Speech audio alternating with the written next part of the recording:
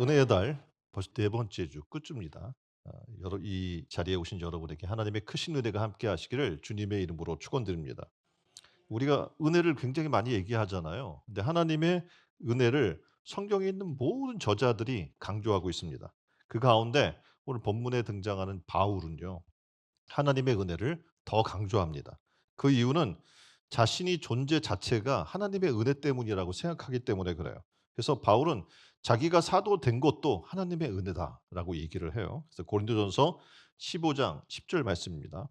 나의 나 된 것은 하나님의 은혜로 된 것이니 내게 주신 그의 은혜가 헛되지 아니하여 내가 모든 사도보다 더 많이 수고하였으나 내가 아니요 오직 나와 함께 하신 하나님의 은혜로다. 아멘. 그래서 얘기해요. 내게 주신 이 하나님의 은혜가 너무 크기 때문에 그게 헛되지 아니하도록 나는 어느 사도보다 더 열심히 충성하겠다라고 얘기하는 겁니다. 그래서 은혜란 더 받고 덜 받는 게 문제가 아니에요. 문제는 받은 은혜를 내가 얼마나 깨닫고 있는가 하는 겁니다. 그래서 바울은 은혜를 알고 살았습니다. 그래서 자신의 모습을 돌아보면 하나님의 은혜가 아니고는 존재할 수 없었음을 깨닫게 되는 거죠. 그래서 그의 삶을 돌아보니까 그 은혜 때문에 감사하고 그 은혜 때문에 하나님 나라를 위해 자신을 전부를 내주어도 아깝지 않다고 고백하고 있는 겁니다. 은혜란 하나님의 사랑을 아는 거예요. 하나님이 우리를 어떻게 사랑해 주셨는지, 독생자 예수 그리스도까지 아낌없이 어떻게 내어 주셨는지 그걸 아는 거예요. 그게 은혜를 우리가 아는 겁니다. 또 하나님의 십자가 사랑, 이 사랑을 우리가 알기만 하면 우리의 신앙의 삶의 방향이 달라질 뿐더러 하나님의 우리와 함께 하시는 그 사랑이 얼마나 큰지를 깨닫게 돼요. 그래서 하나님의 보호와 또 하나님의 인도하심을 깨닫는 것이 바로 또한 은혜입니다. 그래서 이 은혜란 하나님을 아는 자들은 누구를 막론하고 은혜 받지 않은 사람은 없을 겁니다. 근데 중요한 거는 하나님으로 내게 받은 그 은혜가 얼마나 내가 그것을 귀하게 여기고 있는가라는 거죠. 또한 하나님께 받은 은혜를 내가 얼마나 감사하고 있느냐라는 것이 중요한 겁니다. 자, 여러분 한번 돌아보세요. 내 일생에 하나님께 받은 은혜가 얼마나 될까? 어떤 분들은 생각해요. 내가 뭐 받은 은혜가 있겠어? 지금 뭐 신앙생활을 하면서 깨닫게 되는 그 순간의 은혜들이 있는데 삶 속에서는 자꾸 잊어버리는 거죠. 그래서 하나님께서 주신 은혜를 많이 내가 헛되이 받지 말라는 얘기는 뭐냐면 은혜를 받고도 은혜인 줄 모르고 살아간다는 거예요. 또한 은혜를 받고도 은혜에 감사하지 않고 살고 있는 게 바로 은혜를 헛되이 받는 거다라고 얘기를 해 주고 있습니다. 말씀을 들었어요. 그리고 하나님이 우리를 얼마나 사랑한지도 알았어요. 하나님이 독생자 예수 그리스도까지 나의 죄를 대신해서 십자가에 달려 죽음으로 말미암아 우리를 살게 했어요. 이런 은혜를 내가 들었단 말이에요. 그런데도 불구하고 돌이키지 않고 회개하지 않고 하나님의 은혜에 감사하지 않는다면 그것은 은혜를 헛되이 받고 있는 거다라는 얘기입니다. 자, 그렇다면 하나님의 은혜를 헛되이 받지 않으려면 어떻게 해야 될까? 자, 그 첫 번째가 하나님의 은혜가 뭔지를 알아야 돼요. 하나님의 은혜가 뭐예요? 막연하잖아요. 그러니까 세상에서는 너무 쉬워요. 이제 우리가 5 월에 가면 앞에도 지금 붙여 놨잖아요. 메이 페스티벌 해서 이제 가정 에 관련된 그런 것들을 우리가 해요. 뭐 어린이, 어버이, 그렇죠, 이런 거. 스승 뭐 이런 거 하잖아요. 자, 쉽게 얘기해 봅시다. 어버이 은혜 뭐라고 그래요? 너무 쉽게 나오죠. 낳으시고 기르신 은혜. 뭐 이렇게 너무 쉽게 이렇게 딱 방향이 정해져 있어요. 자, 스승의 은혜? 나를 교육하고 가르쳐 주는 은혜겠죠. 그쵸? 너무 쉽게 이게 딱딱 나오는데 그러면 하나님의 은혜가 뭘까? 쉽게 얘기하는 사람들이 없는 거예요. 왜냐하면 너무 크기 때문에 이 은혜가. 그래서 오늘 우리가 하나님의 은혜를 헛되이 받지 않으려면 하나님의 은혜가 뭔지를 분명히 알아야 되고 하나님의 은혜 얘기할 때 이렇게 탁 나와야 돼요. 어버이 은혜, 스승의 은혜 탁 나오는 것처럼 하나님의 은혜는 이겁니다라고 사람들 앞에 고백할 수 있어야 한다는 얘기죠. 은혜란 말은 광범위하게 사용돼. 아까 얘기한 것처럼 어버이의 은혜도 있을 수 있고 스승의 은혜도 있을 수 있고 그리고 뭐 선교지에 가면 정말 어렵고 궁핍하고 가난해서 한 끼를 먹을 수 없는 아이들이 있어요. 그럼 이제 선교 후원을 가죠. 그 선교사들도 가서 그들을 먹여 준단 말이에요. 그럼 그들은 평생에 잊지 못할 은혜라고 생각을 해요. 왜 내가 굶어 죽을 수 있었는데 나를 먹여 살려 줬으니까. 때로는 뭔가 소원을 이루어야 되는 나의 힘으로는 할 수 없어요. 근데 누군가 도와줬어요. 그 소원이 이루어졌어요. 그럼 그걸 은혜라고 또 얘기를 합니다. 또한 내게 복잡한 문제가 놓여 있는데 누군가 갑자기 나타나서 그 복잡한 문제를 해결해 주는 거예요. 은혜라고 생각할 수 있겠죠. 이렇게 많은 것을 우리는 은혜라고 얘기하는데 우리 크리스찬들은 누구를 바라보냐면 하나님을 바라보거든요. 그래서 하나님을 바라보면서 하나님의 은혜를 얘기해요. 이 은혜란 주 안에서 우리에게 주시는 은혜를 얘기하는 겁니다. 근데 주 안에 들어와서 살다가 보면 이 하나님을 느끼고 알아야 되는데 문제는 하나님의 은혜를 내가 받고 사는지 아닌지를 별로 생각하지 않고 사는 게 문제라는 겁니다. 하나님의 은혜로 살고 있다는 느낌 그리고 감각 이게 없어요. 감각이 있어요? 자, 오늘도 하나님의 은혜야. 내가 지금 눈을 떴는데 하나님의 은혜야. 밥을 먹으면서 하나님의 은혜야. 이렇게 느낌과 감각으로 여러분이 그 은혜를 느끼고 사십니까? 문제는 그렇지 않다는 거예요. 그래서 하나님의 은혜로 살고 있는 그것이 없는 거예요. 그냥 단지 살아 있으니까 사는 사람들이 굉장히 많은 거예요. 지금 내가 사는 게 호흡이 있는 게 하나님의 은혜거든요. 아니에요? 예, 하나님의 은혜예요. 자, 은혜란 다시 한번 생각해 봅시다. 마틴 루터는 은혜에 대해 이렇게 얘기해요. 하나님의 은혜는 마른 땅을 적시는 여름날의 소낙비와 같다. 자, 마른 땅이 있어요. 그러니까 막 그냥 뭐 여러분이 아프리카나 이런 데 가면 그냥 땅이 쩍쩍 갈라져 질 정도로 비가 안 오는 거예요. 그럼 이제 그날 마른 땅에 소낙비가 내리면 그건 뭐예요? 거기 사는 온 마을의 사람, 온 백성의 사람들이 은혜인 거예요. 비만 얼마나 기다렸겠어요. 그렇죠? 은혜란 말입니다. 그런데 이 소낙비가 없다면 돼지도 초목도 사람도 다 말라 시들어 죽을 수밖에 없을 겁니다. 그러니까 이걸 비유로 얘기한 거야. 하나님의 이 은혜는 이런 거야. 생명력과 같아. 하나님의 은혜는. 히브리어로는 이 은혜를 뭐라고 얘기하냐면 헤세드. 저거 발음을 읽으면 헤세드 이렇게 읽어요. 근데 이제 우리가 또 은혜를 헬라어로 왜냐하면 지금 신약에서 우리가 지금 얘기를 하고 있기 때문에 신약에서의 헬라어로 이걸 이야기하면 보면 카리스라고 이야기를 합니다. 그러니까 이 말은 호의, 은혜란 선물 또는 대가 없이 받는 것을 이야기하는 거예요. 그러니까 일을 내가 해서 삭슬 받으면 그거는 은혜라고 하지 않아요. 뭐라고 얘기합니까? 보수라고 얘기를 합니다. 그런데 내가 일을 하지 않았는데 아까 이야기한 것처럼 굶고 있는데 그냥 호의를 누가 베풀어 줬단 말이에요. 그럼 우리는 은혜라고 얘기를 하는 겁니다. 자, 우리가 그럼 크리스찬이 이야기하는 하나님의 은혜는 과연 뭘까요? 첫 번째, 예수로 말미암아 구원 얻은 겁니다. 예수로 말미암아 구원 얻은 게 우리는 그냥 첫 번째 은혜야, 그냥. 그렇죠? 기억이 왔어요. 하나님의 은혜가 뭘까? 하나님이 요한복음 3장 16 절에 얘기해 주시는 거야. 하나님이 세상을 이처럼 사랑하사 독생자를 주셨으니 이는 저를 믿는 자마다 멸망치 않고 영생을 얻게 하신다. 이게 은혜인 거예요. 가만히 있으면 우리는 어떡합니까? 죽어요. 죽어서 어디로 갑니까? 심판받아요. 그래서 천국과 지옥을 갈 텐데 하나님의 은혜가 없으면 그냥 다 지옥 가는 거예요. 자동적으로. 예? 자판기에 돈 넣고 뚝 누르면 뚝 떨어지잖아요. 그런 것처럼 하나님의 이 은혜가 없으면 그냥 떨어지는 거예요. 근데 이 하나님의 은혜 때문에 어떡합니까? 천국 갈 기회를 얻은 거예요, 우리가. 그래서 예수로 말미암아 우리를 죄에서 영원한 저주와 심판에서 지옥에서 건져 주셨다는 거죠. 사망에서. 그래서 구원이란 말을 세상에서도 많이 사용해요. 뭐 여러분이 아는 것처럼 한난과 고통 가운데 어떤 문제를 해결해 주는 것도 구원이라고, 물에 빠진 사람도 건져 주는 것도 구원이라고, 전쟁에서 살아남게 해 주는 것도 구원이라고, 질병에서 고침 받는 것도 구원이라고 얘기할 수 있어요. 근데 우리는 이 얘기예요. 사망에서 또는 영원한 심판, 다시 말해서 지옥의 삶으로 떨어져서 영원 고통받을 그 자리에서 우리를 건져내 주신 거란 말이에요. 그러니까 이거는 차원 다른 은혜거든요. 근데 이거는 알아야 감사할 수 있어요, 그 은혜를. 모르면 어떡합니까? 그냥 뭐 먹은 것 준 게 감사하겠죠. 내게 생일날 선물 준 게 감사하겠죠. 하나님의 선물은 차원이 다른 거예요. 이건 선물이라고 이야기를 하고 있거든요. 자, 다니엘은 사자굴에서 구원받았어요. 이스라엘 백성은 애굽에서 그리고 홍해에서 광야에서 구원을 받습니다. 근데 우리가 진정 원하는 바는 그런 그냥 단순히 삶의 연장이 아니에요. 우리의 구원은 뭡니까? 영혼의 구원인 줄 믿습니다.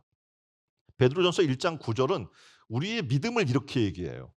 믿음의 결국, 그러니까 믿음의 결국, 우리가 믿는 결국은 뭐냐면 영혼의 구원을 받음이다. 얘기해 주는 거예요. 여러분이 왜 믿어요? 영혼 구원이에요. 결국이. 그렇죠? 이게 바로 은혜인 거예요, 하나님의. 우리가 구원받을 조건이 전혀 없어요. 여러분이 착해서 정말 하나님이 원하시는 그런 선한 삶을 살고 온전한 삶을 사는 존재라면 그렇죠? 뭐가 문제가 있겠습니까? 근데 문제는 우리는 착하지도 않고 온전한 삶을 살지도 못하고 하나님이 약속하는 말씀대로 살지도 못하는 그런 연약한 존재예요. 그래서 다시 말하면 구원받을 조건에 합당치 않아요. 그런데 하나님은 우리를 너무나 사랑하셔서 독생자를 보내주셔서 우리의 죄값을 치러주시고 그냥 그 사실을 믿기만 하면 우리에게 놀라운 구원을 주신다는 놀라운 축복을 해주신다는 사실입니다. 자, 에베소서 2장 8절 볼까요? 이렇게 얘기해요. 너희는 그 은혜, 그러니까 하나님이 우리를 너무 사랑하셔서 독생자 예수를 보내주시고 그가 나의 죄를 대신해 십자가 달려 죽었다는 그 은혜로 인하여 그것을 우리가 믿음으로 말미암아 뭘 얻어요? 구원을 받았으니 이것은 너희에게서 난 것이 아니요 하나님의 선물이라. 그러니까 구원은 하나님의 선물인 거야. 내가 믿어서 하나님이 이미 다 행하신 걸 믿기만 하면 구원해 주시겠다는 약속의 선물인 거죠. 그래서 하나님은 예수님을 보냈어요. 죄를 대속해 줘요. 그리고 성령님을 보내요. 우리 힘으로는 다 죄를 사해 주고 하나님 백성 삼아 주셨는데 살 힘이 없네 이 땅에서. 그 영적 존재로 살아야 되는데 우리가 영적인 힘이 없는 거예요. 그래서 누굴 보내줘요? 성령을 보내줘요. 뭐 하라고? 영적 삶을 살라고. 예? 그건 놀라운 거예요, 이거는. 구원해 주신 것도 감사한데 세상 살 힘과 능력을 주시는 거예요. 그게 뭐냐? 바로 성령님을 보내주신 겁니다. 그리고 죄사함 받은 걸로 끝나는 게 아니라 의롭다 또 칭해 주시네요. 아직 의로울 게 내게 하나도 없는데. 그리고 놀랍게도 거듭나게 해요. 여전히 우리가 구원받고도 죄 가운데 머물러 있을 수 있는데 건져 주셔서 거듭나서 뉴 라이프, 그러니까 하나님 안에서 새로운 삶을 살게 해 주신다는 거예요. 하나님의 자녀가 되게 해요. 세상에 썩을 존재의 악의 죄의 사탄의 자녀가 아니라 하나님의 자녀가 되게 하신다는 겁니다. 그리고 영생을 얻게 하시는 거죠. 근데 하나님의 구원받은 성도들은 놀랍게도 거기서 끝나는 게 아니에요. 지속적인 하나님의 은혜가 따라온다고 얘기를 해 주는 거예요. 그래서 말씀도 깨닫게 해요, 계속. 그리고 우리의 영적 성품이 성장하게 해 주고 그리고 사명도 감당하게 해 주는 거죠. 그래서 우리가 은혜를 헛되이 받지 말라고 얘기하는 것은 이게 따라오지 않는 사람들은요. 은혜 받은 걸로만 이렇게 생각을 하고 있지만 그 은혜를 깨닫지 못하는 거죠. 그러니까 어떡합니까? 은혜 받지 않은 사람처럼 살고 있게 된다는 겁니다. 그래서 하나님이 주시려는 이 은혜를 우리는 날마다 받아야 돼요. 거부하면 안 돼요. 그리고 어떡합니까? 하나님의 은혜를 주신 그 목적에 부합하게 살아야 될 것을 하나님이 지금 우리에게 명령해 주고 있는 겁니다. 자, 구원을 주신 게 은혜요, 첫 번째. 두 번째는 뭡니까? 하나님이 날 사랑해 주신다는 거예요. 죄인 된 내가, 예수님을 십자가에 못 박은 내가, 주님을 거부하고 거절했던 내가 어떻게 보면 하나님의 사랑을 받고 있다는 거예요. 하나님의 사랑인데 자신의 생명을 내어준 사랑, 목숨 바쳐 사랑하는 그 사랑이 하나님의 은혜인 거예요. 자, 요한복음 3장 16절 말씀드렸잖아요. 하나님이 세상을 이처럼 사랑하사 독생자를 주셨으니 이는 저를 믿는 자마다 멸망치 않고 영생을 얻게 하려 하심이라. 3장 16 요한복음 3장 16절은 하나님의 사랑을 단편적으로 우리에게 이야기하고 있지만 함축적이지만 이걸 풀면 어마무지하는 거예요. 그렇죠? 그래서 고린도에서는 어떻게 합니까? 하나님의 사랑에 대해서 계속 얘기하는 거예요. 사랑은 오래 참고 온유하고. 이걸 쭉 얘기하면 할 사람이 누가 있겠어요. 근데 하나님의 완벽한 사랑이거든요. 그 사랑을 우리는 담고자 하는 거예요. 하나님의 이 사랑은요. 우리는 단편적이고 제한적이고 한계가 있어요. 그래서 사랑해서 결혼했는데 계속 그렇게 사랑할 수는 없는 거죠. 그리고 우리는 유효 기간이 있다고 얘기해요. 그렇지 않아요. 근데 하나님의 사랑은 유효 기간이 없어요. 어때요? 무한한 사랑을 우리는 받고 있는 거예요. 그게 은혜예요.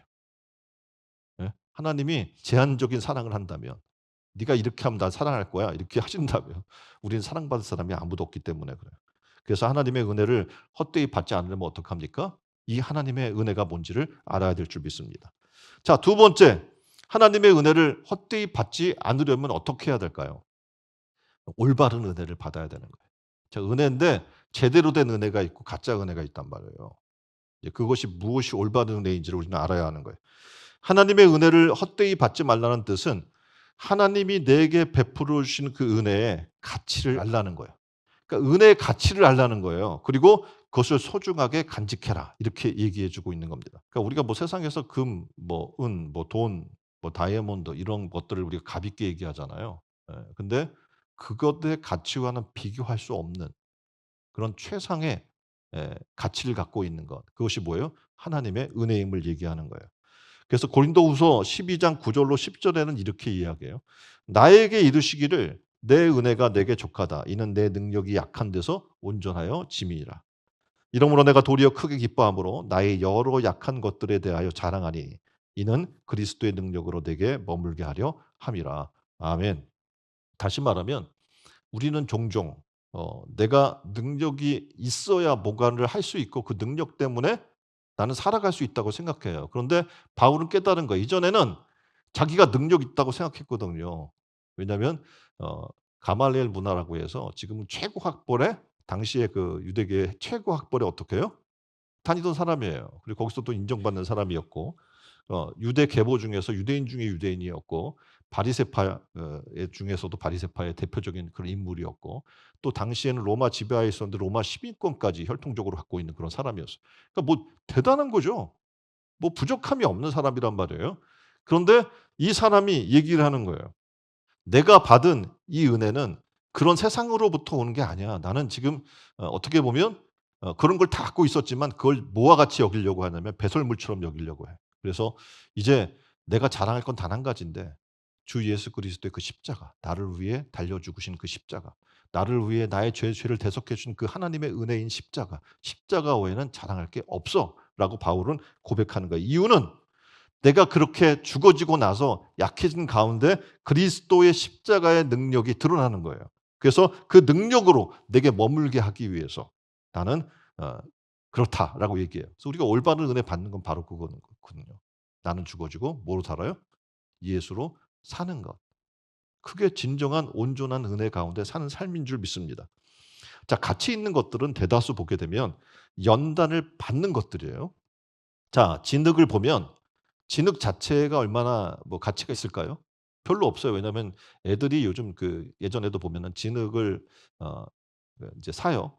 사면은 그걸 갖다가 이제 뭐 문방구나 이런 데 사잖아요. 사면은 갖다가 이게 뭐 만들기도 하고 그런단 말이에요. 그러면 얼마 안 해요, 그거 자체로는.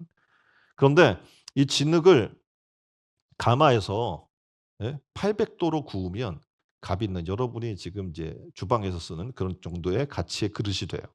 근데 1250 도 보통 이제 고려 청자 이런 게 1300 도에서 굽거든요. 그러니까 1250도 이상이 되면 이제 그 정도의 가치가 되는 거예요. 고려 청자 도자기와 같은 가치가 급상승하게 되는 거죠. 그 연단이 세면 셀수록. 철관석도 그래요. 그대로 두면 값치가 얼마가 안 됩니다. 그런데 용광로를 통해서 철로 나오고 그 철이 당금질이 돼서 칼이 되거나 농기구가 되거나 기계 부품이 되면 값이 올라가는 거예요. 그러니까 불 속에서 들어갔다가 나온 횟수만큼 망치로 두들기면 두들기는 횟수만큼 연단되고 강해지고 그리고 성장되는 거예요. 성경은 오늘 우리에게 이렇게 얘기하는 거예요. 그게 바로 우리 값이에요.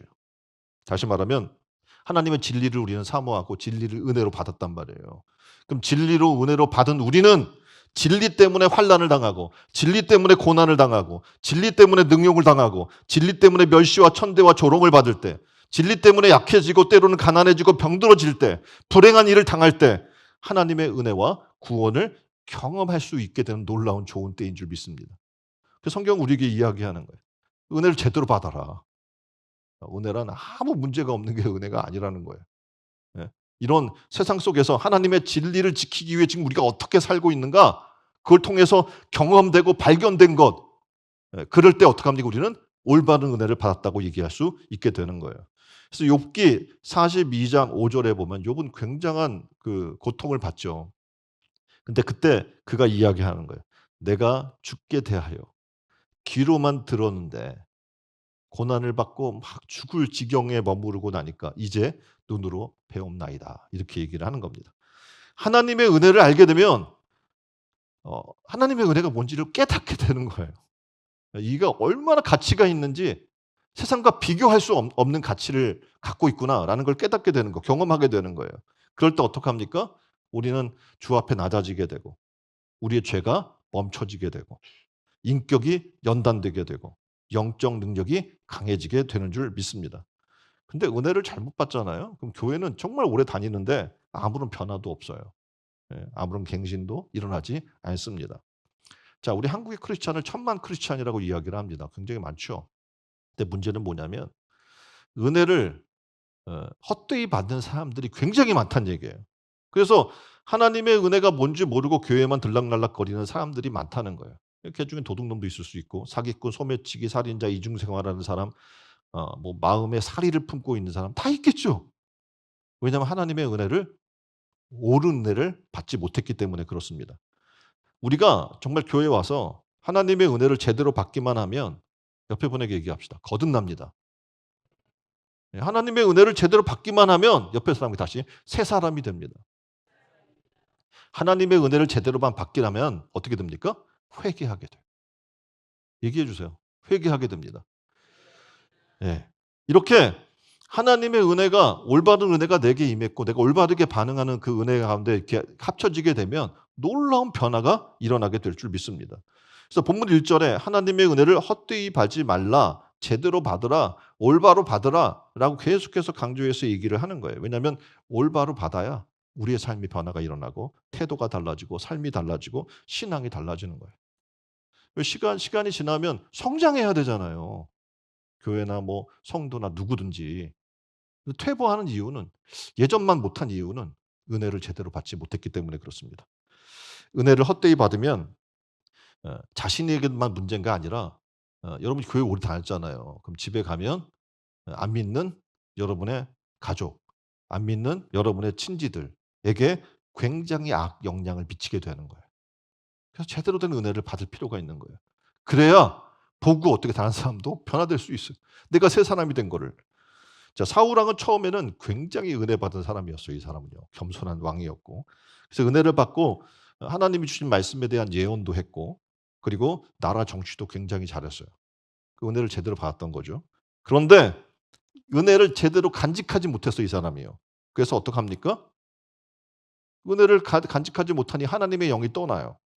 그러니까 놀랍게도 이 나라가 몰락의 역사가 일어나기 시작을 합니다.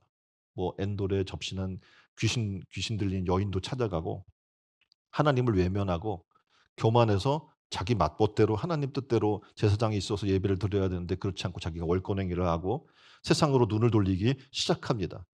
그러니까 어떻게 하나님이 그를 버리셨어요. 하나님이 우리를 버리면 우리는 어떡합니까? 아무 쓸모없는 존재가 돼버리고 마는 겁니다. 하나님의 은혜는 우리 모두가 받아야 돼요.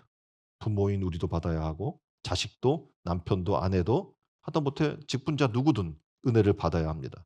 그래야 우리는 제대로 된 신앙의 삶을 살아나갈 줄 믿습니다. 옆에 분에게 이야기합시다. 올바른 은혜를 받읍시다. 자, 세 번째, 은혜를 헛되이 받지 않으려면 지금 내가 하나님의 은혜 가운데 있다는 사실을 감사하며 살아야 되는 거예요. 아, 저 사람은 되게 은혜 많이 받은 것 같은데 나는 왜 이러지? 절대 아니에요. 지금 나는 하나님의 은혜 가운데 있는 줄 믿습니다. 그래서 본문 2절에 그 본문에 보면 하반절에 보라 지금 은혜 받을 만한 때요. 그러니까 지금이 은혜 받을 만한 때인 거예요. 보라 지금은 구원의 날이로다. 아멘. 이 말은 이사야 49장 8절에 여호와께서 이같이 이르시되 은혜의 때에 내가 네게 응답하였고 구원의 날에 내가 너를 도왔다. 이 말을 인용한 말씀이거든요. 그러니까 하나님이 이사야 선지자에게 이스라엘에 대해서 하신 말씀이에요. 그러니까 희년에 사람들이 팔렸어요. 그래서 모든 종들이 놀랍게도 뭐 이렇게 내가 빚을 지거나 뭐라 그러면 종이 되잖아요. 근데 희년이 되면 이 모든 종들을 풀어주거든요. 그래서 모든 종들이 돌아오는 것처럼 하나님이 이스라엘 백성에게 은혜를 베풀어 바벨론 포로에서 돌아오게 할 것이다. 라는 지금 은혜의 말씀이거든요.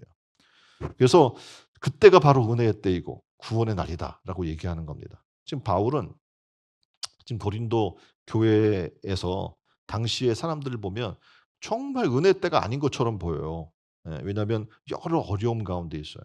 교회가 분열되고 하나님의 은혜 가운데 서지 못하고 수많은 시험이 찾아오고 유혹이 있고 그래서 하나님의 은혜 안에 진리 안에 서지 못하는 그런 상황들이었어요. 근데 바울은 얘기하는 거예요. 지금이 은혜 받을 만한 때다. 환난과 어려움 가운데 있느냐? 하나님의 은혜를 제대로 받을 때야. 예, 감사하란 말이야. 우리는 은혜 가운데 있어. 라고 지금 얘기를 해주는 겁니다. 그래서 지금은 굉장히 중요해요. 지금 여러분은 뭐예요? 은혜 받고 있는 거예요. 자, 옆에 분에게 얘기합시다. 지금 은혜 받고 계십니다. 바울도 복음 전도 사역으로 인해서 많은 환난과 고난을 당했습니다. 고린도 교인들도 대외적인 어려움을 지금 겪고 있어요. 그런데 어려움을 당하고 있는 것은 하나님의 은혜를 최대로 경험할 수 있는 기회인 것이다 라고 바울이 지금 얘기해 주고 있는 겁니다. 그래서 여기서 보라! 지금은 은혜의 날이 뭐 이렇게 얘기하잖아요. 그럼 은혜의 공개성을 얘기하는 거예요. 그 다시 말하면 은혜는 감추어져서 볼 사람만 보는 게 아니라 다 보라는 거예요. 지금이 바로 이 은혜의 때에 우리가 있지 않는가라고 얘기를 해요. 이게 좀 어떻게 보면 이해가 안 되잖아요. 은혜는 물질이 아니잖아요. 그래서 보고 만질 수 있는 게 아니에요, 은혜를. 보고 만질 수 있으면 "자 봐라." 그럴 텐데. 그런데 놀랍게도 어떻게 하나님의 은혜는 누구든 보고 느끼고 만날 수 있는 거예요. 예, 깨닫게 되면. 그래서 지금이란 숨 쉬는 순간을 얘기해요. 그 살아있는 내가 호흡하는 이 순간 찰나, 맥박이 뛰고 있고 심장이 고동치고 내가 손발이 움직이고 있는 이 순간, 두 눈이 껌뻑껌뻑거릴 수 있는 지금 이 순간이 뭐라고요? 은혜의 때고 구원의 때인 줄 믿습니다. 우리는 얘기해요. "아 지금 은혜의 때가 아니야. 나중 되면 하나님이 우리에게 은혜를 주시겠지. 이 어려움에서 건져 줄 거고 우리의 문제를 해결해 줄 거고 그때가 은혜였다라고 생각하는데 지금 하나님이 나와 함께 하시고 싸움을 싸워 주고 계시고 내가 지금 이 험난한 길을 걸어가고 있는 이때 나의 손을 잡고 걸어가시고 있는 이때가 무슨 때라고요? 은혜의 때인 줄 믿습니다. 그래서 믿음의 성도들은요. 은혜로 내가 살고 있음을 항상 기억해야 돼요. 내가 지금 어려워요, 살림살이가? 지금 뭐 내가 직장에서 지금 직장을 잃어서 지금 이 그런 정말 어려운 삶을 살고 있습니까? 건강이 안 좋습니까? 뭐 여러 가지 가정의 상황이 지금 나빠졌습니까? 상관없어요. 깨달으면 되는 거예요. 하나님의 은혜 가운데 내가 살고 있구나. 그럼 하나님 반드시 여러분을 어떡합니까? 흥하게 하고 여러분의 문제를 해결해 주고 가장 선한 길로 인도하게 될 줄 믿습니다. 우리는 은혜를 받을 때는 잘 몰라요. 이게 은혜인 줄을. 그래서 어떤 마음 착한 사람이 예 우연한 기회에 지금 빈민촌이 이렇게 있는데 저 인도의 빈민촌이거든요. 빈민촌에 갔어요. 근데 너무 사람들이 딱하잖아요. 제대로 먹고 살지도 못하고 옷도 막 그냥 빨지도 못하고 물도 없고 그래서 한 사람을 정해서 자기가 다 도와줄 수는 없으니까 그 사람에게 매일 10만 원씩을 생활비로 보조해 주기로 했어요. 꽤 큰 돈이거든요, 여기서는. 그런데 에, 어느 이제 한동안은 그렇게 한 거예요. 그러다가 어느 한 달 경기가 너무 안 좋아서 10만 원을 지원할 형편이 안 됐어요, 이 사람이. 그래서 그래도 불구하고 5만 원을 준비해서 보냈어요. 그런데 얼마 후에 그 사람부터 한 장의 편지가 날라옵니다. 내용은 이래요. 매월 꼬박꼬박 10만 원씩 보내주셨기에 이달도 그 10만 원을 쓸 계획을 다 세워 놓았는데 예고 없이 5만 원만 보내주시면 딸랑 보내주시면 어떡합니까? 선생님 때문에 내가 다른 사람에게 빚이라도 져야 한단 말입니까?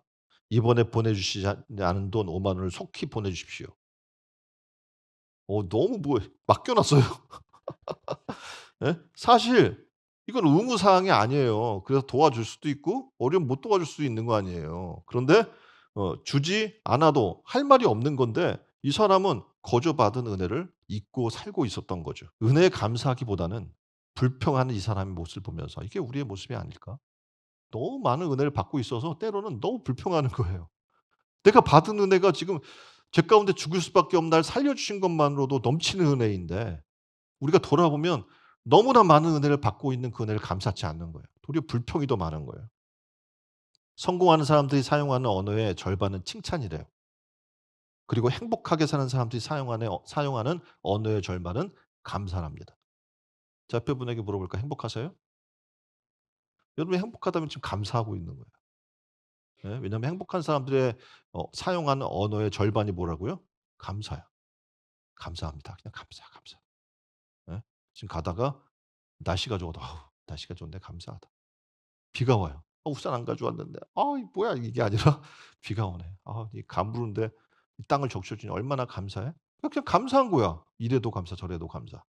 한번 해 볼까요, 옆에 분에게? 자 이래도 좀 감사 저래도 감사. 감사는 행복과 행복한 생활과 직접 연결되어 있는 거예요. 그래서 감사의 조건은 어떻게 찾을 수 있을까? 감사는 평소와 달리 특별하고 좋은 일에 대한 그 표현을 하는 것으로 찾는 게 아니에요. 예를 들어서 기적과 같은 일이 일어났을 때 감사 조건이 되는 게 아니란 얘기입니다. 뭔가 대박이 터질 경우에 감사하는 게 아니라는 거예요. 일상에서 우리는 감사를 찾아야 돼. 하나님의 은혜를 찾아야 되고 하나님이 내게 주신 그 은혜를 발견하고 깨닫는 게 굉장히 중요한 거예요.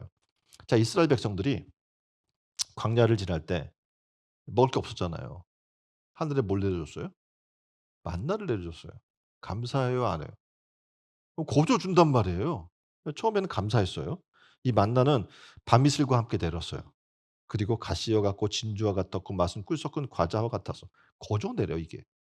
얼마나 고맙겠어요. 그래서 사람들이 생각해서 "이게 뭐야?" 놀라 가지고 "이게 뭐야?" 이렇게 놀라 가지고 얘기했는데 그래서 어떻게 만나가 된 거예요 이름이. 자 그런데 이 표현이 예 사람들이 막 놀라 가지고 "이게 뭐냐."고 하면서 막 감사했는데 시간이 지나니까 이게 반복이 되니까 감사해요, 덜 감사해요. 예 좀 덜 감사하다는 사람이 나왔고 또 이런 사람이 있겠죠. '맨날 만나야.' 이렇게 또 생각하는 사람이 있겠죠. 그러니까 백성들이 감사를 잃었어요. 계속되는 은혜. 예 그리고 어떻게 해요? 불평하기 시작한 거예요. 이게 말이 안 되잖아요. 먹을 수 없고 굶을 수밖에 없는 그들에게 하늘의 만나 아까 내용도 지금 되게 맛있는 거란 말이에요, 그 내용이. 그죠? 그런 걸 거저 줬는데 매일 받다 보니 불평하기 시작한 이 사람들을 우리는 만나게 되는 거예요. 거꾸로 생각해 보면 일상 속에서 우리는 이렇게 숨겨진 수많은 은혜를 하나님의 기적으로 만나고 있어요, 우리는 매 순간. 이 자리에 여러분이 오늘 아침에 일어나서 교회에 와서 지금 앉아서 예배를 드리고 있는 것 자체가 기적이거든요. 못 일어날 수 있었어요. 일어나서 그런 거예요. 근데 요즘 뭐 독감 이런 게 유명하다며요. 예? 독감 걸려도 이렇게 와서 앉아 계신 분 계시고 또 안 걸려서 이렇게 또 앉아 계신 분이 계시고. 은혜예요, 아니에요? 은혜예요. 일상에서 기적을 발견해 감사할 수 있으면 얼마나 좋을까요? 물 한 잔을 마셔도 참 감사하다. 예? 그래서 보통 이제 군에 이제 훈련하러 들어가잖아요. 그 훈련병들이 이제 행군을 한단 말이에요. 그러면 수통에 뭐 이렇게 물 받아 가지고 가고 그러는데 이게 막 떼양볕 안에 걷고 그러면 누가 이렇게 시원한 물 하나만 이렇게 마시고 있어도 막 부럽거든. 가게에서 뭐 이렇게 아이스크림 하나 먹는 사람 되게 부럽잖아요. 근데 그 물 한 잔이 얼마나 달고 맛있는지를 알아요. 근데 지금 그래요? 여기 오면 정수기로 물 떠먹을 수 있고 뭐 물 주면 "아이 맨날 물이야." 이러면 이럴 거란 말이에요. 근데 생각해 보세요. 이 물 한 잔이 얼마나 귀한가. 여러분이 우리가 선교지에 가 보면 물이 없어서 물두러 진짜 먼 데로 가요. 예 근데 또 오면 흙탕물이야. 근데 그걸로 먹고 그걸로 다 해. 여러분 진짜 깨끗한 수돗물을 틀어서 먹어도 안 죽어요. 그쵸? 근데 그것도 못 믿어서 예 정수기를 하고 또 물 사다 먹고 그러잖아요 우리가. 옛날에 그런 게 어딨어요. 지금 이 정도 물이면 정말 퀄리티 높은 물인데. 근데 감사하십니까? 별로 감사 안 해요. 그게 우리의 모습이에요. 하나님의 은혜와 사랑에 감사하기는커녕 부족하다고 더 채워 달라고 떼쓰고 있는 것이 우리의 모습이에요. 그렇다면 우리는 지금 은혜를 헛되이 받고 있는 겁니다. 저와 여러분은 오늘 지금 이 시간 매일매일 하나님의 은혜 속에 살고 있다는 사실을 기억하시길 바랍니다. 그리고 그 안에 살고 있다는 사실을 감사하는 성도들이 다 되기를 주님의 이름으로 축원드립니다. 자, 네 번째 하나님의 은혜를 헛되이 받지 않으려면 중요한 건데 은혜를 받았다면 변화돼야 돼. 변화되지 않았다면 지금 나는 은혜를 헛되이 받고 있는 거예요. 은혜를 받으면 아까도 얘기했죠. 인생이 바뀌어요. 은혜를 받으면 인격도 바뀌고 은혜를 받으면 사명도 바뀌고 새 사람으로 바뀌는 거예요. 바울은 예수 믿는 성도를 핍박하던 핍박의 1인자였어요. 스데반을 죽이는 데 동참했어요. 그것도 모자라서 기독교인들이 도망간 다메섹으로 쫓아가서 잡으러 가다가 놀랍게도 거기서 부활하신 주님을 만나게 되는 거예요. 디모데전서 1장 13 절로 14 절에 이렇게 고백해요. "주의 은혜가 회방자 사울인 나를 핍박자 사울인 나를 포행자인 사울인 나를 사랑으로 예수님을 사랑하는 사람으로 바꾸어 주셨다." 아멘. 은혜를 받아야 바뀌는 거예요. 은혜를 받으면 이제 여러분이 보는 눈이 달라져요. 자, 옆에 분을 볼까요? 자, 부부도 바라보세요. 자, 은혜를 받으면 예뻐 보입니다. 서로가 좋아 보입니다. 은혜를 안 받으면 이게 괜히 얄미운 것만 보이는 거예요, 사람들이 다. 자, 첫 번째, 은혜를 받아야 예수님을 나의 구주로 보게 되는 거예요. 여러분에게 예수님은 누구십니까? 예수님은 어떤 분이십니까? 은혜를 받으면 예수로 나의 구주 삼게 되는 거예요. 은혜를 받으면 눈이 밝아져서 하나님이 나를 얼마나 사랑해서 독생자를 보내주셨을까 그걸 깨닫게 되는 거예요. 은혜를 받으면 솔직히 이게 우리가 에덴 동산에서 아담과 하와를 알잖아요. 그러면 아담과 하와가 하나님의 은혜 가운데 있을 때는 하나님만 바라보고 찬양하고 막 감사했단 말이에요. 근데 말씀을 불순종해서 은혜를 헛되이 받았어요. 그러니까 어떡합니까? 선악과를 먹어요. 그러니까 그게 보여요. 그리고 벌거벗은 것이 보이고 수치가 보이고 뭔가 보지 말고 헛되게 살지 말아야 될 것들이 자꾸 보이는 거예요. 우리 신앙도 마찬가지예요. 하나님의 은혜 가운데 들어가면 우리의 삶은 값지고 보람차고 알차게 돼요. 근데 은혜 바깥으로 나가게 되면 삶이 그냥 전쟁이야. 피 터지는. 꿀꿀하고 그냥 사람들 보면 다 그냥 도둑놈 같고 괴물 같고 막 이렇게 보이게 되는 거예요. 은혜를 받아야 우리 보는 눈이 달라져요. 그래야 살 수 있어요. 예? 흔히들 그러잖아요. 이제 부모님들이 그렇게 얘기합니다. 딸들에게. "야, 남자는 뭐라고요?" 저쪽에서는 도둑놈, 저쪽에서는 늑대래요. 그렇게 가르친단 말이에요. 예? 남자는 도둑놈이고 결혼하지 말란 얘기잖아요. 다 도둑놈이고 늑대면. 그 이게 눈이 좋아서 상대방이 좋아 보여야 뭐 할 수 있어요? 예, 결혼을 할 수 있어요. 시집장가를 가요. 그래 어떡합니까? 우리나라가 인구 절벽에서 벗어날 수가 있게 되는 거예요. 나라가 없어진대요. 이런 식으로 계속 가면. 눈이 바뀌어야 돼 눈이. 그래서 예수로 나의 구주 삼고 성령과 피로 거듭나고 그런 놀라운 은혜들이 있기를 주님의 이름으로 축원드립니다. 은혜를 받아야 나를 보는 눈도 바뀌어요. 예를 들면 그래요. 은혜를 받으면 죄인이었던 나를 보게 돼요. 바울도 이전엔 몰랐어요. 사울이었을 때는 자기가 잘난 줄 알아. '나는 큰 자야. 나 정도면 뭐 대단한 거지.' 이렇게 생각을 했단 말이에요. 그래서 함부로 판단하고 사람도 함부로 죽이려고 하고 그랬단 말이에요. 근데 예수님을 만나고 나니까 자신이 얼마나 죄인인지를 깨닫게 된 거예요. 그리고 허물이 많은 자신. 그래서 얘기하잖아요. "나는 죄인 중에 괴수야."라고 얘기할 정도로 자신의 허물을 보게 돼요. 쓸모없는 자신의 모습도 보게 되고 연약한 자기도 보게 되고 그리고 거듭날 자기도 보게 되는 거예요. 바울 전의 이름은 사울입니다. 사울은 큰 자라는 뜻이고 바울은 작은 자라는 거예요. 그래서 자기를 제대로 공부할 수 있는 은혜에 눈이 열리기 시작하는 거죠. 은혜 받고 보니 나를 제대로 발견하게 된 거예요. 그래서 하나님의 은혜가 필요한 존재이고 은혜 없이는 단 하루도 살 수 없는 존재임을 깨닫게 된 겁니다. 자, 여러분은 어떻게 자기를 보십니까? 거울을 봐요. 누가 서 있어요? 예? "내가 제일 잘 나가." 이렇게 써 있어요 거기에? 예? 뭐 "거울아, 거울아 누가 제일 예쁘니?" 그러면 뭐 그냥 자기 얼굴 딱 보이고 막 행복해하고 그런 겁니까? 우리의 삶은 자기 자신을 제대로 봐야 돼요. 그러려면 말씀의 거울로 봐야 돼요. 그럼 내가 죄인인 것을 얼마나 허물 많은 존재인 것을 그래서 예수 그리스도께서 나를 위해 십자가에 달려 죽으신 이유를 발견하게 되고 그 피가 나를 속죄하게 된 이유를 발견하게 되는 거예요. 그래서 예수의 은혜가 아니면 난 살 수 없음을 고백하게 되는 겁니다. 우리 모두에게 그런 은혜가 일어나기를 주님의 이름으로 축원드립니다. 세 번째는 은혜를 받으면 이웃을 보게 돼요, 이웃을. 이전에는 이웃이라는 게 보이지 않아요. 그래서 예수님이 비유로 얘기하는 거예요. "너희 이웃은 누구냐?" 이웃을 사랑하라고 얘기하니까 어 이 얘기하는 거죠. 뭐 이웃은 가족이고 형제고 이렇게 생각했던 거죠. 자기 민족이고. 그런데 지금 보면 사마리아인은 어떻게 해요? 타민족이고 개나 돼지처럼 취급했던 사람의 인데 도리어 그는 어떻게 해요? 자기 어려운 사람들, 자기를 핍박했던 그 유대인을 강도 만난 사람을 건져 주고 구해 주는 거예요. 그러면서 얘기하는 거예요. "누가 너의 이웃이냐? 강도 만난 자를 도운 자입니다." 이렇게 얘기를 하잖아요. 그러니까 우리가 이웃이 제대로 보여야 되는 거예요. 뭐 거기 제사장이고 거기 예? 그런 사람들이면 뭐 합니까? 보고도 이웃을 이웃으로 보지 못하는 사람들이고 강도 만난 사람이고 내가 피해 당할 것만 생각하는 사람들인데 이웃을 보면 사랑을 나누게 돼요. 이웃을 보면 영혼을 불쌍히 여길 수 있는 마음이 생겨나게 되는 거예요. 그러면 어떤 일이 일어날까요? 자동적으로 복음을 전하겠죠. 이 복음은 구원을 주시는 하나님의 능력이 되기 때문에 그렇습니다. 전도하라고 해서 하는 게 아니에요.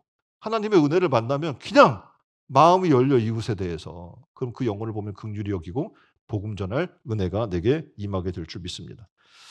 은혜를 받으면 사명의 눈이 열립니다. 교회에 와서 사명을 감당하기가 이제 요즘 시대는 너무 어려워지고 있어요. 왜냐하면 너무 할 일이 많아 세상에. 그리고 교회 와서는 '내가 이걸 의무적으로 해야 돼?' 라고 생각하기 때문에 아무도 하지 않아요.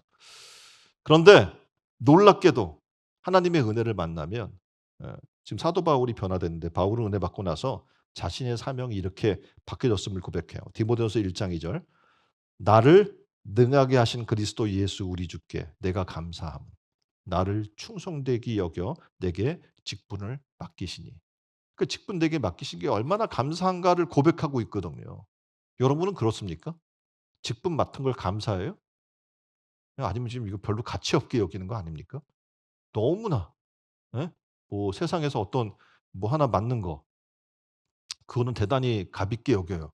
왜냐하면 사람들이 알아주니까. 그런데 하나님만에 내가 직분 맡는 건 하나님이 얘기하잖아요. 바울이 "나를 능하게 하신 그리스도 예수 주께 내가 감사하면 나를 충성되게 여겨서 내게 직분을 맡기심이니." 바울은 은혜를 받고 나서 랍비에서 선교사로, 예수님 핍박자에서 예수님을 사랑한 자로, 회방자에서 전파자로, 교회 파괴자에서 교회 건설자로 바뀌었던 것을 우리는 보게 됩니다. 교회를 다녀도 항상 주변을 맴도는 사람들이 있잖아요. 이유인즉슨 사명의 눈을 뜨지 못하기 때문에 그렇습니다. 은혜 받아야 주의 일이 보여요. 주의 일이 보인다는 것은 교회에서 내가 뭘 해야 할까? 보이는 거예요. 그래서 어떤 사람은 교회 오면 일이 보이는 사람이 있고 어떤 사람은 아무것도 안 보이는 사람들이 있어요. 여러분이 은혜를 받았으면 좋겠어요. 그래서 바울처럼 사명의 눈이 뜨여지기를 주님의 이름으로 축원드립니다. 5월 달은 여러분이 할 일이 굉장히 많아요. 어린이, 어버이, 스승의 주일, 그리고 또 성년의 날도 있죠. 부부의 날도 있어요. 그래서 이런 모든 절기들을 우리가 모아서 뭘로 만들 거냐면 복음 전도의 기회로 만들려고 하는 거예요. 그러면 어떻게 우리가 할 일이 되게 많겠죠. 여러분 지금 여러분 순서지를 펼쳐 보면 뒤에 광고들이 이렇게 있잖아요. 그 포스터도 있잖아요. 다 만들어 내는 거거든요. 그럼 이게 뭐가 필요하냐면 자원봉사자가 필요한 거예요. 예. 그러면 '아 내가 하나님의 나라의 일을 위해 시간을 내야겠다. 물질을 내야겠다. 섬겨야겠다.'라는 마음이 들어온단 말입니다.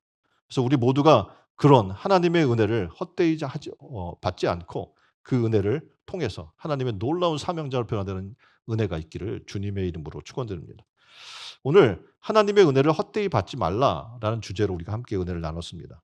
하나님의 은혜가 뭐예요? 구원받은 거. 옆에 보세요. 자, 하나님의 은혜가 뭐예요? 구원받은 거. 예. 또 하나는 하나님의 사랑의 은혜예요. 그렇죠? 아주 간단해 심플해. 예, 그런 은혜를 지금 우리는 받고 있어요. 자, 그러면 이제 어떻게 해야 돼요? 올바르게 받아야 되겠죠, 은혜를. 그렇죠? 다시 말하면 이 은혜의 가치를 발견해야죠. 세상 무엇보다 귀하다는 사실을.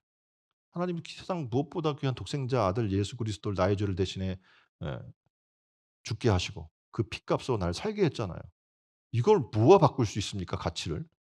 그런 소중한 은혜를 간직하는 게 필요한 거예요. 팔아먹으면 안 되는 거예요. 셋째, 이 순간 하나님의 은혜 속에 살고 있다는 것을 기억하라. 이건 뭐 내일 은혜가 올 것도 아니고 문제가 해결되고 어떤 갑자기 일확천금이 내게 떨어져 가지고 그걸 가지고 내가 뭘 하는 게 아니에요. 지금 내가 살고 있는 이 순간, 내가 어렵고 힘들고 그런 그 순간에도 하나님의 은혜 속에 살고 있다는 것을 기억하는 것이 필요하다고 말씀드렸어요. 그리고 마지막은 뭐예요? 은혜 받고 변화되어야 한다라는 거예요. 은혜를 받아야 예수님을 나의 구주로 보게 되고 죄인이었던 나, 허물 받은 나, 쓸모없던 나, 연약한 나를 제대로 보게 되는 줄 믿습니다. 그리고 영혼을 불쌍히 여기는 마음이 생기고 자동적으로 전도하는 사명을 감당하게 될 줄 믿습니다. 시간 기도했으면 좋겠어요. 하나님, 우리에게 갖가지 은혜를 주셨는데 감사할 줄 모르고 지낼 때가 많았습니다. 바울은 나이나 된 것은 하나님의 은혜로 된 것이라고 얘기했는데 하나님, 하나님의 은혜를 우리가 깨닫게 해 주세요. 사명도 깨닫게 해 주세요. 땅까지 복음 전하는 우리가 되게 해 달라고 다 같이 한 목소리로 기도하겠습니다. 기도하겠습니다.